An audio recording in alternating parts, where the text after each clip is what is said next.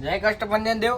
તો મિત્રો આજે સાહેબને આપણે પૂછીશું કે આઈના ભોજનાલય વિશે તમારે શું કહેવું છે. આઈની સારામાં સારી વ્યવસ્થા એટલે ભોજનાલયની છે, તો ભોજનાલય વિશે તમારું શું કહેવું છે સાહેબ? ચોક્કસ કષ્ટભંજન દેવ મંદિર દ્વારા નવનિર્મિત થયેલું આ ભોજનાલય ભારત સરકારના ગૃહમંત્રી શ્રી અમિતભાઈ શાહ સાહેબ દ્વારા એનું લોકાર્પણ અનાવરણ કરવામાં આવેલું. એ બહુ મોટું ભોજનાલયની વાત છે કે કષ્ટભંજન દેવ સાળંગપુર વરસાદ સંચાલિત મંદિર દ્વારા આ ભોજનાલય બનાવવામાં આવ્યું છે. શ્રદ્ધાળુઓ માટે જમવાની પાણીની વ્યવસ્થા સરસ મંદિર દ્વારા કરવામાં આવી છે. 20,000 લોકો જમી શકે એવી કેપેસિટી વાળું એક જ કલાકમાં, અને મહિને દાડે 7.5 લાખ લોકો જમી શકે અને વર્ષે દાડે 90 લાખ લોકો પ્રસાદી લઈ શકે એવી આ સુગમ વ્યવસ્થા મંદિર દ્વારા ભોજનાલયની કરવામાં આવી છે.